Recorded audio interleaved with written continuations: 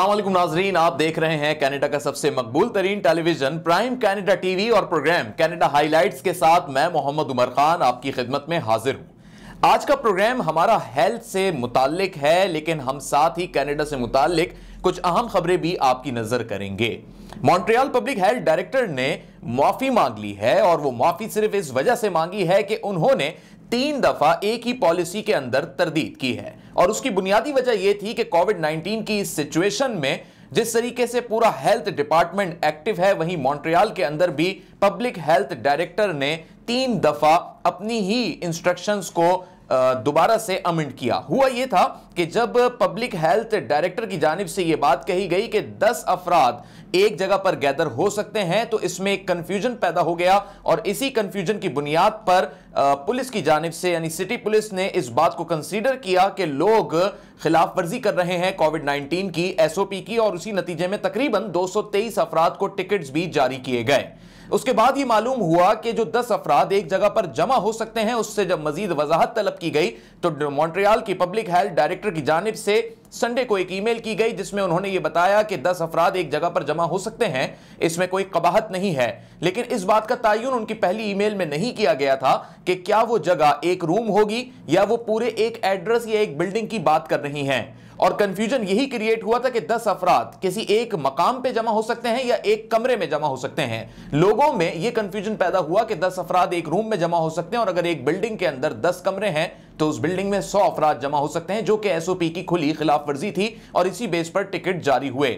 लिहाजा दोबारा public health director को ईमेल करनी पड़ी और उसमें उन्होंने वजाहत दी और ये मंडे को उनकी ईमेल आई 48 आवर्स के दौरान, जिसमें उन्होंने ये वाजे कर दिया कि 10 अफराद एक लोकेशन पर एक एड्रेस पर जमा हो सकते हैं, एक रूम में नहीं। और इस वजाहत के साथ उन्होंने माफी भी तलब की। जिन लोगों को सबसे ज्यादा टिकट्स जारी हुए और ये पूरी जो पॉलिसी अपनाई गई थी, ये स्पेशली अपनाई गई थी उन जगहों के लिए जहां पर इबादत खाने कायम हैं या चर्च बने हुए हैं, और इसमें ज्यूइश कम्युनिटी को काफी हद तक इसमें मुतासिर होने का पेशखेमा उनके सामने रहा और मुतासिर वो ही हुए सबसे ज्यादा। और फिर हैसिडिक ज्यूइश काउंसिल की जानिब से इस पे एक नोट भी सामने आया जिसमें उनके स्पोक्सपर्सन एलियन पेकार्ट की जानिब से कहा गया कि पिछले 48 घंटों में जिस हद तक इंस्ट्रक्शंस में तब्दीली हुई उसमें लोगों में कंफ्यूजन पैदा हुआ और लोग जमा हो गए और जमा होने की बुनियाद पर उनको फिर टिकट्स जारी हुए। लेकिन उन्होंने इस बात को भी सराहा कि पब्लिक हेल्थ डायरेक्टर ने इस बात को वाजे कर दिया है कि 10 लोग एक लोकेशन पे जमा हो सकते हैं, उस पे कोई भी एसओपी की खिलाफ वर्जी तस्वुर नहीं की जाएगी। लेकिन अगर एक कमरे में 10 अफराद जमा होंगे और वो ये तस्वुर करेंगे कि एक कमरे में 10 अफराद जमा हो सकते हैं और उस घर में एक से ज्यादा कमरे मौजूद हैं, तो लिहाजा इसे एसओपी की खिलाफ वर्जी तस्वुर किया जाएगा और इसी बेस पर टिकट्स जारी हुए। कनाडा हाइलाइट्स में अब हम जिक्र करेंगे यूएस प्रेसिडेंट जो बाइडन के हवाले से, क्योंकि जो बाइडन अब अमेरिका का एक मरतबा फिर नाम रोशन कर चुके हैं। इससे कबल उन्होंने वाइस प्रेसिडेंट की हैसियत से अमेरिका का नाम रोशन किया है और अब बहैसियत सदर वो अपनी पॉलिसीज के जरिए अमेरिकन्स के लिए और पूरी दुनिया के लिए क्या करने जा रहे हैं, आने वाले दिनों में ये चीजें वाज़ेह होंगी। लेकिन कनाडा से मुताल्लिक जो बाइडन की एक पॉलिसी को जोड़ा गया है और वो इन्फेक्शियस डिजीज के एक्सपर्ट हैं जैन शागला, उनकी जानिब से एक मकामी टेलीविजन को इंटरव्यू दिया गया और उन्होंने ये कहा कि जिस तरीके से ट्रंप की पॉलिसीज थी कोविड-19 के हवाले से कि ज्यादा से ज्यादा टेस्ट करवाए जाएं, इसी तरीके से जो बाइडन की भी एक बड़ी वाज़ेह पॉलिसी है और वो पॉलिसी ये है कि कम से कम हर शहरी का टेस्ट जरूर होना चाहिए ताकि ये बात मालूम हो सके कि कौन लोग इस वक्त कोविड-19 का शिकार हैं और वो अफराद जिन्हें कोविड-19 होकर गुजर चुका है, यानी उनमें अब एंटीबॉडीज बन चुकी होंगी, लिहाजा टेस्टिंग के जरिए इस बात का इल्म हो सकता है। उन्होंने ये भी कहा कि जो बाइडन की पॉलिसीज को अगर कनाडा कंसीडर करे और वो भी इस दौरान करे जिस वक्त वैक्सीनेशन का मरहला चल रहा है और वैक्सीनेशन की मुहिम शुरू हो चुकी है, तो उन लोगों को आइडेंटिफाई करना आसान हो जाएगा कि किन हैं, यानी जिन लोगों को कोविड-19 हो चुका है वो लोग कितने हैं और अब जो वैक्सीनेशन के प्रोसेस से गुजर रहे हैं उससे वैक्सीनेशन की कितनी तादाद लोगों को दरकार है उसका भी अंदाजा हो जाएगा।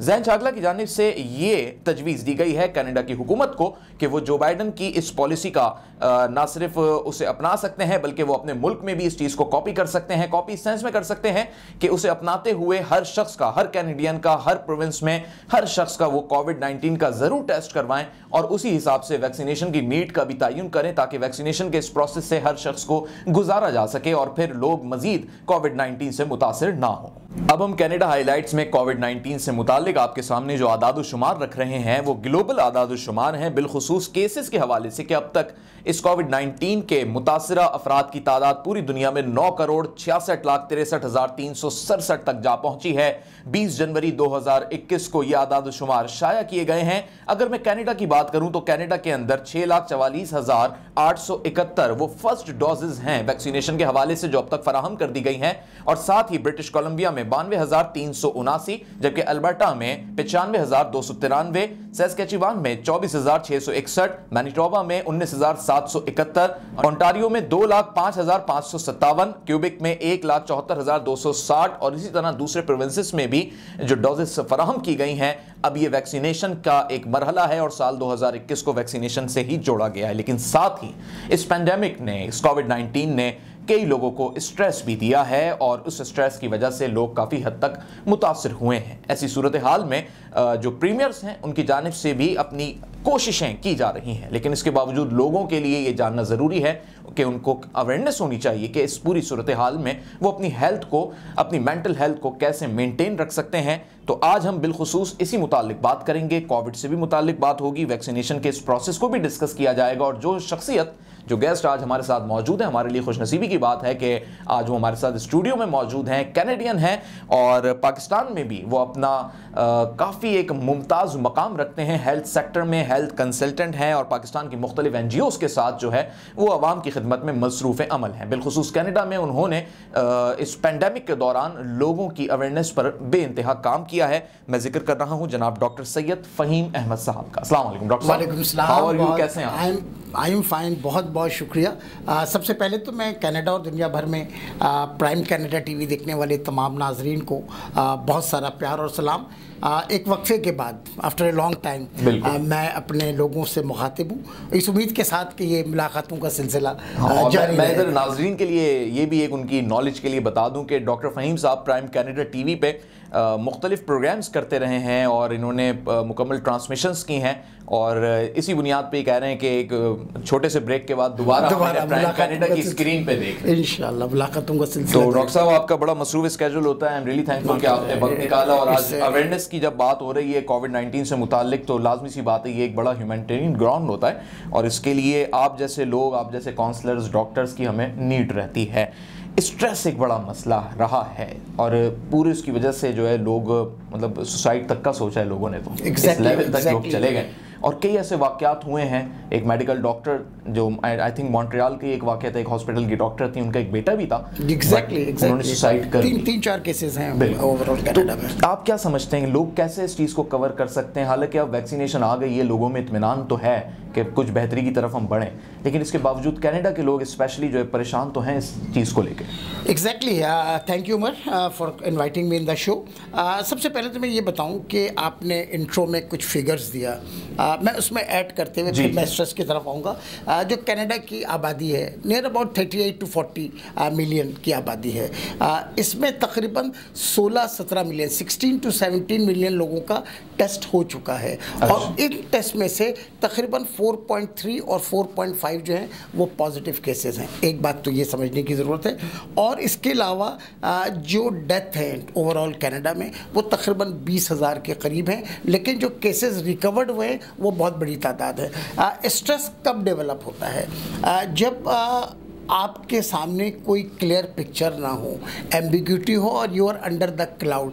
जब कोई चीज़ क्लियर ना हो, सर्टेनिटी ना हो कि क्या होना है, किस तरह होना है, तो एक आदमी, एक इंसान की फितरत है कि जब किसी चीज़ के मुतालिक कोई क्लैरिटी ना हो और कोई चीज़ कंफर्म ना हो तो उसका स्ट्रेस लेवल बढ़ रहा होता है।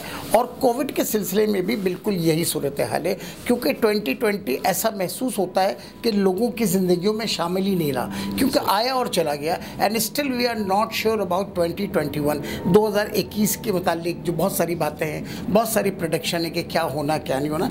स्ट्रेस एक बहुत इम्पॉर्टेंट इशू है। मैं यहाँ अपने नाजरीन के लिए एक बात बताते चलूँ, मैं स्ट्रेस को बाज़ औक़ात कहता हूँ इज़ ए गुड थिंग। अब बड़ी अजीब सी बात है, stress, how stress is a good thing. Stress इस हवाले तक और इस हद तक गुड है कि जब आप उसको स्ट्रेस आप पर सवारी नहीं करता।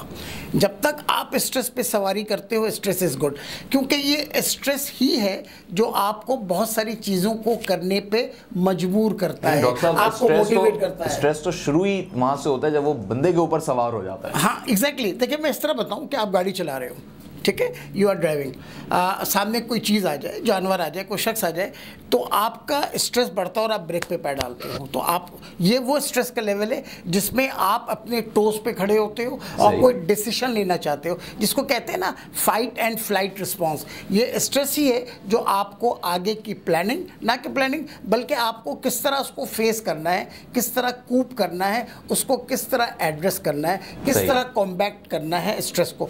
स्ट्रेस इशू नहीं है, इशू ये है कि how you address the stress. आप स्ट्रेस को एड्रेस किस तरह करते हैं और उससे निपटने के लिए, उससे कूप करने के लिए कौन सी स्ट्रेटजीज आप बनाते हो, कौन सी प्लानिंग करते हो। अगर आप बहुत बेहतरीन स्ट्रेटजी बनाते हो, प्लानिंग करते हो कि ये stress, you are not alone. एक बात तो उमर ये समझने की ज़रूरत है, हम में से सारे लोग पूरे ग्लोब में 7.7 बिलियन की आबादी है पूरी दुनिया में, कोई भी शख्स के लिए ये एलोन नहीं है, you are not alone. All over the globe ये पैंडमिक है। पैंडमिक का मतलब यही होता है कि एक बात तो स्ट्रेस से बचने के लिए सबसे इंपॉर्टेंट फार्मूला तो ये है कि यू आर नॉट एलोन। सारी पूरी दुनिया इसकी लपेट में, चाहे वो डेवलप कंट्री हो, चाहे वो अंडर डेवलप कंट्री हो, चाहे वो अफ्रीकन ममालिक हो, एशियाटिक हो, यूरोपिक हो, नॉर्थ अमेरिका हो, दुनिया के तमाम ममालिक में स्ट्रेस है। स्ट्रेस होने की वजह यह है कि you are not clear, you don't know what is going to happen next moment. 2020 गुजर गया, 2021 गुजर गया। उमर इशू ये है कि स्ट्रेस को हम किस तरह एड्रेस करते हैं, और यकीनन स्ट्रेस है, और स्ट्रेस क्यों ना हो, स्ट्रेस क्यों ना हो। यू आर नॉट श्योर कि आपका 2021 में बिजनेस को क्या होना है, you are not sure about the universities and colleges, you are not sure about the economic policy, you are not sure about the foreign policy. Even जो बहुत सारी लोगों की इमिग्रेशंस हैं, पाकिस्तानी है, दुनिया भर के लोग हैं, उनका कैनेडियन इमिग्रेशन रुका हुआ है, बहुत सारे स्पाउसेस हैं, फैमिलीज मीट नहीं कर पा रही हैं ड्यू टू कोविड-19। तो ये स्ट्रेस तो है, और स्ट्रेस का होना इस पूरे स्ट्रेस में मीडिया ने अपना क्या रोल प्ले किया है? क्या इसको बढ़ाया है, इसे कम किया है, लोगों को तसल्ली दी है, या फिर इसको मज़ीद बेहंगम कर दिया? मैं मीडिया पर्सन हूँ और ये बात फिर भी मैं इसका जिक्र करूँगा। मैं एक लफ्ज़ इस्तेमाल करता हूँ अपने तमाम जगहों पे, मीडिया डिस्टेंसिंग।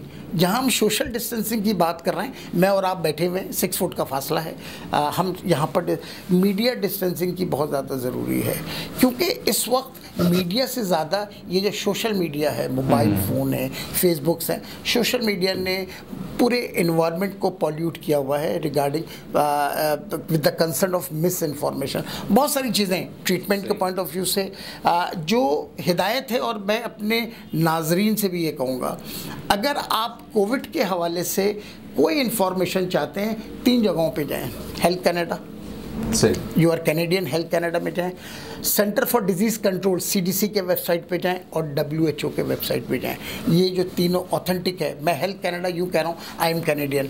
हेल्थ कनाडा में तमाम चीज़ें मौजूद हैं, SOPs क्या होंगी, प्रिवेंटिव मेजर्स क्या होंगे, साइन और सिम्टम्स क्या हैं, डॉक्टर के पास कब जाना है, किस वक्त नहीं जाना, क्वारंटीन कैसे होना है, आइसोलेट करना है कैसे होना है, लोगों की मदद कैसी करनी है, सोशल डिस्टेंसिंग में रहते हुए काम कैसे करना है, वर्क एट होम कैसे होना है, ये सारी चीज़ें हेल्थ कनाडा के वेबसाइट पर मौजूद हैं। नंबर 1, हेल्थ के हवाले से कोई इन्फॉर्मेशन चाहिए, WHO के वेबसाइट पे चले जाएं, तो most authentic. And third one is CDC, centre for disease control. इसके अलावा मैं अपने पेशेंट्स को भी और अपने लोगों से भी कहता हूँ कि मीडिया डिस्टेंसिंग भी बहुत ज़रूरी है। जहाँ सोशल डिस्टेंसिंग है, मीडिया डिस्टेंसिंग भी बहुत ज़रूरत है। और हर वक्त कोविड में क्या हो रहा है, कोविड का क्या, कितनी अमवात हुई, कितने लोग बचे। मैं एक बात बताऊं उमर, इज़ वेरी इंटरेस्टिंग, क्योंकि कोविड ने हेल्थ कॉन्शियस बना दिया लोगों को। You will surprise to know, हर साल सीजनल फ्लू जिसको कहते हैं, फर्स्ट डिजीज़ हम कनाडा में कहते हैं, और दुनिया भर में, नॉर्थ अमेरिका में भी बहुत सारी अमवात होती है सीजनल फ्लू की वजह से, वायरल डिजीज़ की वजह से, हार्ट अटैक की वजह से, एक्सीडेंटल डेथ होती है रोड ट्रैफिक एक्सीडेंट से।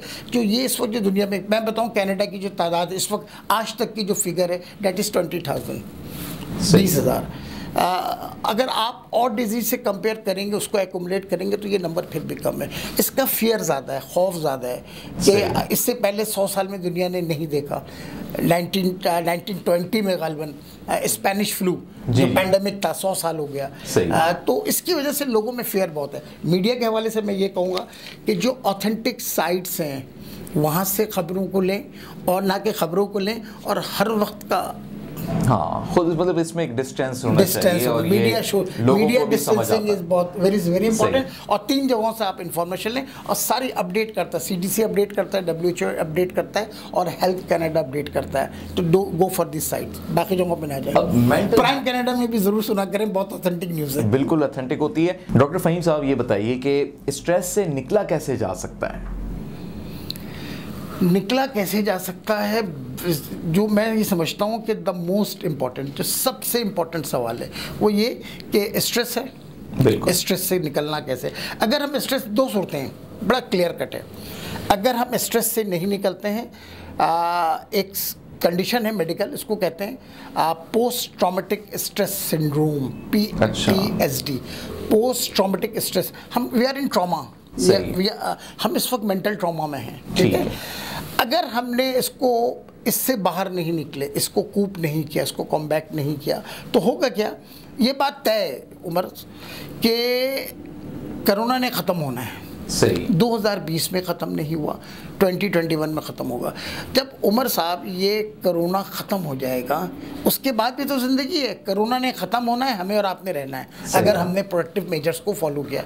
उसके बाद की ज़िंदगी क्या है? जिस कंडीशन का मैंने नाम लिया, पोस्ट ट्रॉमेटिक स्ट्रेस सिंड्रोम, तकरीबन 35 से 40% लोग आम तौर पे, किसी के घर किसी के माँ बाप का इंतकाल हो गया, ट्रॉमा है ना, तो कुछ लोगों को देखा होगा आपने, वो बाहर निकल आते हैं कुछ दिनों के बाद, अपनी रूटीन लाइफ पे चले। लेकिन कुछ लोग होते हैं उसको लेकर बैठ जाते हैं, फिर बाहर नहीं निकलते। उनकी जो पोस्ट लाइफ होती है, पोस्ट ट्रॉमेटिक लाइफ, वो बहुत तकलीफदेह होती है। ये बात को क्लियर कर लें, अगर हमने इसको कूप नहीं किया, उसको कॉम्बैट नहीं किया, तो बहुत मुमकिन है कि 60 से 70% दुनिया की आबादी जो है पोस्ट ट्रॉमेटिक स्ट्रेस सिंड्रोम में चली जाए। अच्छा। एक चीज़ है, उसको हम कहते हैं ACT। सही। एक्ट क्या है? A stand for acceptance.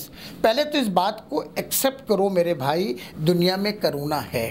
एक दुनिया की बहुत बड़ी आबादी है, मैं एक स्टैटिक्स बताऊं, बहुत इंटरेस्टिंग है।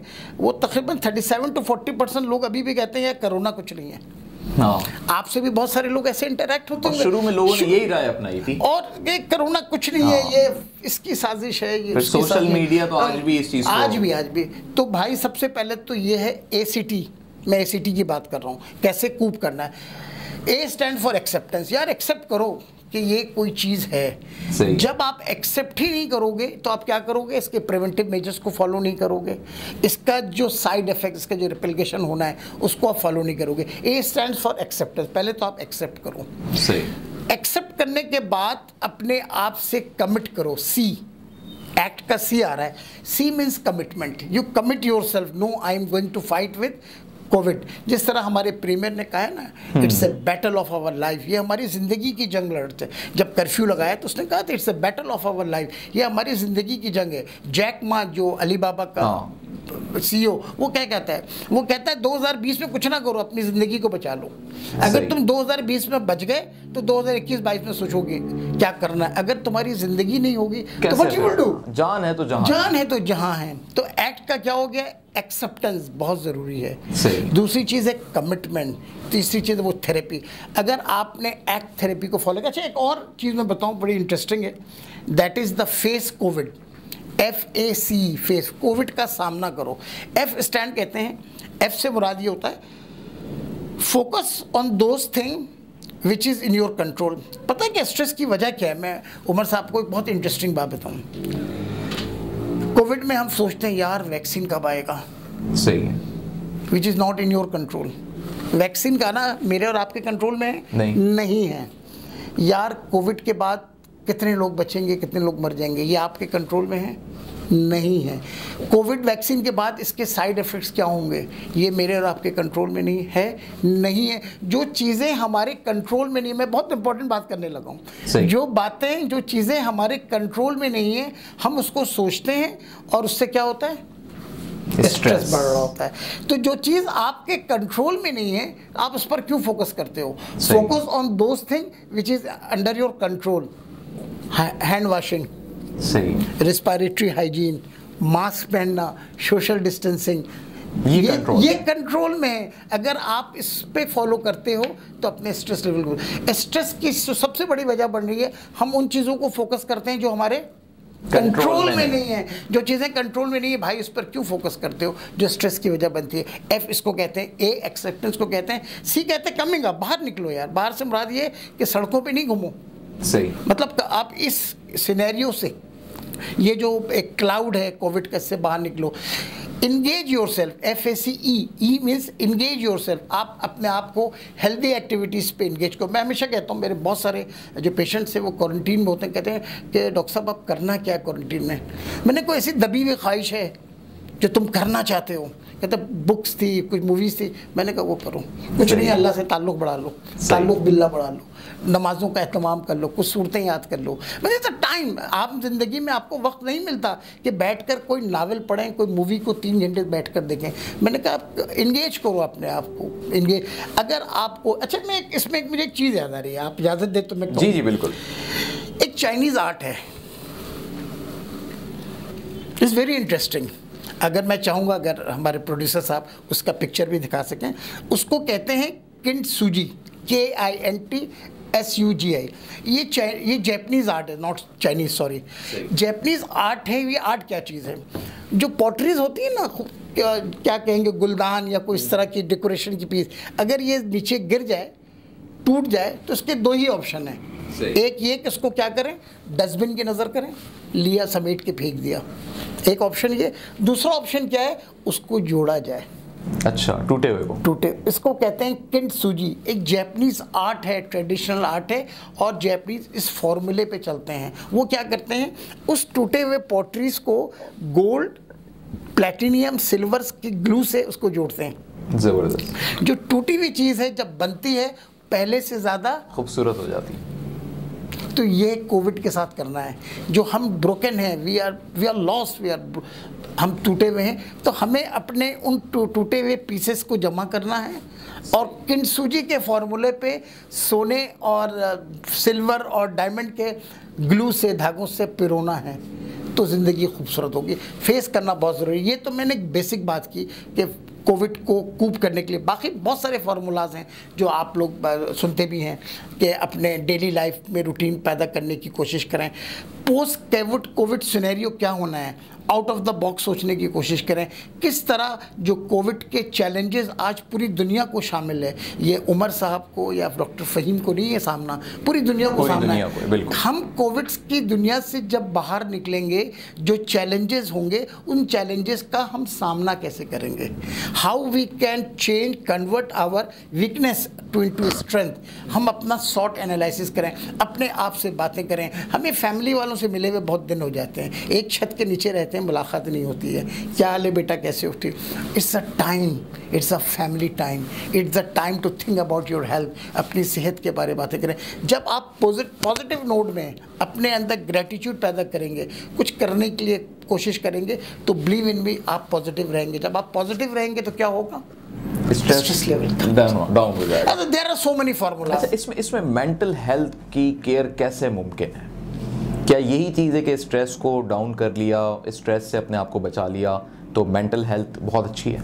देखें, मेंटल हेल्थ को अगर मैं डिफाइन करूं 2 सेगमेंट में। एक तो वो जो ऑलरेडी किसी मेंटल हेल्थ पे सफ़रर हैं, कोई शख्स है जो मेंटल हेल्थ की दवाइयाँ लेता है, मेंटल इलनेस की दवाई लेता है। एक तो ये उन लोगों के लिए बहुत लाजिम है, उनकी फैमिली वालों के लिए, कि ये उनके लिए अच्छा मौसम नहीं है, इन द सेंस के उन लोगों का जो अटैक है, उस पैनिक अटैक या कोई और मेंटल डिसऑर्डर जो ऑलरेडी एग्जिस्ट कर रहा है, उसमें इजाफा हो सकता है। इसमें मेडिसिन का जो थेरेपीज़ हैं, काउंसलिंग है, ये सारा कुछ बरकरार है। और फॉर्चुनेटली कनाडा में इस तरह के तमाम इंस्टीट्यूट जो हैं ऑन हैं, दे आर ऑन, वो तमाम चीज़ें प्रोवाइड कर रहे हैं। नंबर 1। नंबर 2, एक हेल्दी पर्सन है like you and me, we are not suffering from any health disease, लेकिन हम स्ट्रेस में हैं, एंजाइटी में हैं, डिप्रेशन में हैं। स्ट्रेस, एंजाइटी और डिप्रेशन को बचाने के लिए जो चीज़ है वो stay positive, stay positive, stay positive. एक तो वो लोग जो एग्जिस्टिंग, जो ऑलरेडी एग्जिस्ट कर रहे हैं मेंटल हेल्थ में, सही है, उनकी अपनी निगहदाश्त, दवाई, काउंसलिंग सारा कुछ चलता रहे। वो लोग जो हेल्दी हैं लाइक यू एंड मी, जिस तरह मैंने कहा कि हमें अपने मेंटल हेल्थ के लिए एक्सरसाइजेज है, डाइट प्लान है, स्टे पॉजिटिव, फ्यूचर के मुतालिक प्लानिंग है। अगर हम पॉजिटिव रह के काम करेंगे, कहीं पर कोई वॉलंटियरशिप करेंगे कहीं जाकर, जिसमें आपकी अपनी सेटिस्फैक्शन हो रही हो, सेल्फ सेटिस्फैक्शन हो रही है, अगर आप ये काम करेंगे तो believe in me, it's a proven, lot of studies are there, Canadian studies मौजूद हैं इसमें, कि जब आप किसी के लिए ये जो ग्रेटिट्यूड है ना, उसको कहते हैं कि ये पावरफुल टूल है। सही, किसी से हम्बल होकर मिलना, इस नफसा नफसी के दौर में आप किसी से मुस्कुरा के मिल लेते हैं, मिलने से बुरा ज़रूरी नहीं है राब्ता कर लें। सही है, तो believe in me, that counts a lot. और यही वो वक्त है, मैं अपने नाज़रीन को भी कहूँगा कि यार फिजिकल हेल्थ तो ठीक हो जाएगा, बुखार वखार, गला वाला ठीक हो जाएगा, वो एंटीबायोटिक कोर्स करेंगे, ठीक। मेंटल हेल्थ का क्या करें? हमें अपने आप को जो बचाना है ना उमर साहब, वो ये है पोस्ट ट्रॉमेटिक स्ट्रेस सिंड्रोम, इससे बचाना है। वरना बिलीव इन मी, आप कितने ही स्किलफुल पर्सनैलिटी क्यों ना हो, आपके अंदर खुदा ने बहुत सारी सलाहियतें क्यों ना दी हों, अगर बंदा पोस्ट ट्रॉमा स्ट्रेस सिंड्रोम में चला गया तो उसकी सारी सलाहियतें ख़त्म हो जाती, कुछ नहीं कर सकता। That is very important. Corona virus पूरी दुनिया लपेट में आई और बहुत से लोग इससे होके गुजर गए, और बहुत से लोग ऐसे हैं जिन्हें ये डर है कि दोबारा ना हो जाए या उन्हें आज तक नहीं हुआ। तो इस पूरी सिचुएशन में वैक्सीनेशन का जो प्रोसेस है वो किस हद तक लोगों को जहनी तौर पे एक रिलैक्सेशन देता है, और स्पेशली वो लोग जो कोविड का शिकार हो गए या नहीं भी हुए, तो क्या सबके लिए वैक्सीन ज़रूरी है? वैक्सीन हम क्यों लगा रहे हैं? कोविड से बचने के लिए, ठीक है। सही। इससे पहले कि मैं वैक्सीन की बात करूं, मैं एक जुमला आपकी इजाज़त से कहना चाहूँगा जी, कि ये जो SOPs हैं, कैनेडियन गवर्नमेंट का हो, दुनिया भर में WHO का हो, CDC का हो, ऑक्सफोर्ड यूनिवर्सिटी का हो, दुनिया में जो प्रोटेक्टिव मेजर्स बताइए SOP, hand washing, masking, respiratory hygiene, social distancing, ये हम क्यों करते हैं? कोविड से बचाव के लिए। तो एक बात तो जहन नशीन कर लें, वैक्सीन हम लगा रहे हैं अपने आप को कोविड से बचाने के लिए, और ये जो SOPs फॉलो कर रहे हैं किस लिए कर रहे हैं? अपने आप को कोविड से बचाने के लिए। तो जहाँ वैक्सीन इफेक्टिव है, उसी तरह ये SOPs भी जो है ना, मैं इसको कहते हैं SOPs नहीं है, ये बेसिकली वैक्सीन है, ये अपने आप को बचाने के लिए। ये तो एक जनरल बात की। अच्छा देखिए, वैक्सीन जो है, एक बात तो ये बहुत क्लियर होने की ज़रूरत है, and that is it's a new virus, we don't know anything about the vaccine. दुनिया भर में इतने रिसर्च हो रहे हैं, आज की रिसर्च कुछ है, कल की रिसर्च कुछ है, क्योंकि इससे on going process, you can't say anything with authority. Authenticity के साथ आप कोई बात कर नहीं सकते, तो साइड इफेक्ट्स भी हो सकते हैं। बिल्कुल। अच्छा, अभी जो वैक्सीन है जो कनाडा में और नॉर्थ अमेरिका में, वो that is from the Pfizer and Moderna, ये दो कंपनीज़ हैं, अमेरिकन बेस्ड कंपनीज़ हैं। इनकी वैक्सीन है, चाइनीज़ कंपनी की वैक्सीन आ रही हैं जो पाकिस्तान और इंडिया वगैरह में, इंडिया खुद वैक्सीन डेवलप कर रहा है। रशियन वैक्सीन इस वक्त ट्रायल फेज से गुजर चुका है। उसके अलावा एक और स्विट्ज़रलैंड की कंपनी है एस्ट्राजेनिका, उसका वैक्सीन आ रहा है। तो बहुत सारी कंपनीज अब वैक्सीन ला रही हैं। इशू ये इस वैक्सीन की एफिकेसी, ये वैक्सीन लगाने के बाद आपके जिस्म में क़ुव्वत मदाफ़े, जिसको इम्यूनिटी कहते हैं, इम्यूनिटी डेवलप करेगा, एंटीबॉडीज़ बनेंगी। तो इसका रिजल्ट तो है, अब तक के आज की तारीख तक वैक्सीन इज़ इफेक्टिव। सही। इसके मुतालिक जो मिथ सोशल मीडिया में, अगेन ये ना करो, वो ना करो, इसमें चिप लगा रहे हैं, इसको आपको ट्रैक करेंगे, ऐसा कुछ भी नहीं है, ऐसा कुछ भी नहीं है। और मैं फिर ये बताऊं कि कुछ रिलीजियस इश्यूज भी आ रहे हैं कि आई थिंक ये सारे के सारे रबिश है। The thing is that vaccine तैयारी हो चुका है। जिस तरह कनाडा में 2021 जो है 100% लोगों को वैक्सीन लगेगा। कैनेडियन गवर्नमेंट का, हमारे प्राइम मिनिस्टर का ये कमिटमेंट है कि 2021 में all people living in Canada and Canadians are going to vaccinated, ये कोविड-19 का वैक्सीन 2021 तक लग जाएगा, तो वैक्सीन लगानी चाहिए। साइड इफेक्ट की बात कर रहे थे, सॉरी, बहुत सारी न्यूज़ है। मैं हमेशा एक बात कहता हूँ कि सड़क रोड क्रॉस करते हुए 20 लोग दिन भर में बचते हैं, वो खबर नहीं बनती। खबर ये बनती है किसी ने किसी को हिट कर दिया। बिल्कुल, न्यूज़ हम कहते हैं न्यूज़। हाँ, बेशुमार लोगों को वैक्सीन लग रहे हैं। I mean direct contact with so many agencies, और इन लोगों से वैक्सीन लग रही। एक आध का साइड इफेक्ट हुआ होगा। साइड इफेक्ट तो यार आप पेन किलर लगा लें, एंटीमेटिक उल्टी की दवा लगा लें, रिएक्शन हो सकता है। लेकिन इसका जो साइड इफेक्ट है दैट इज़ वेरी माइन्यूट ना। जहाँ पर इंजेक्शन लगाए वहाँ पर पेन हो सकता है, स्वेलिंग हो सकती है, नोजिया, वोमिटिंग, डायरिया। अदरवाइज कोई मेजर साइड इफेक्ट जो है अब तक इस्टेब्लिश नहीं है। अच्छा। तो इज़ अ सेफ वैक्सीन, और जिस मुल्क में भी हो, चाहे वो कनाडा हो, पाकिस्तान हो, इंडिया हो, कहीं भी हो, तो अगर अपॉर्चुनिटी मिले तो वैक्सीन लगानी चाहिए। ठीक है डॉक्टर साहब, प्रोग्राम के अख्तिताम पे मैं चाहूँगा कि आवाम के लिए, सुनने वालों के लिए, प्राइम कनाडा के नाजरीन के लिए कोई एक बेहतर सजेशन, कोई एक बेहतर मैसेज। देखिए, मैं लास्टली एक बात कहना चाहूँगा कि पहले एक मिसरा, आई एम नॉट श्योर कि मैं सही, मुझे याद आ रहा है, बाहर की फ़िज़ा बड़ी कातिल है, यूं कातिलों से उलझना मुनासिब नहीं।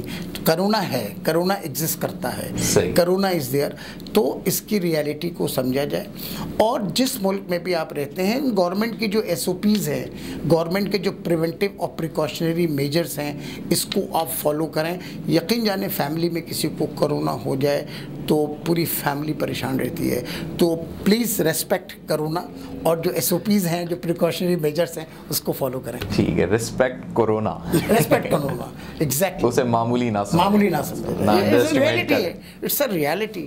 20,000 जानों को कनाडा में और दुनिया भर में, लाखों अफराद, कल 144 लोग कनाडा में, मॉन्ट्रियल इटसेल्फ जो मेरा सिटी है, वहाँ पर परेशान है। कर्फ्यू लगाया है मेरे प्रीमियर ने, इसलिए लगाया कि तो लोग, कर्फ्यू लगाने के पीछे एक लॉजिक है, वो ये कि लोग इसकी इंपॉर्टेंस को समझें। यार, कोरोना इज़ देयर, कोरोना की इंपॉर्टेंस है, इसकी लीगैलिटी और इसकी इफेक्टिवनेस पे तो मैं बात ही नहीं कर रहा, लेकिन लोग इसकी, हाँ, सबसे बड़ी बात, कनाडा जैसे मुल्क के क्यूबेक में कर्फ्यू लगना is a big deal, just to make it sure यार कोरोना है और इसकी इंपॉर्टेंस है। सही। डॉक्टर फ़हीम साहब, आई एम रियली थैंकफुल, आपने वक्त निकाला और आज कनाडा हाईलाइट्स के आप मेहमान बने, बहुत शुक्रिया आपकी आमद का।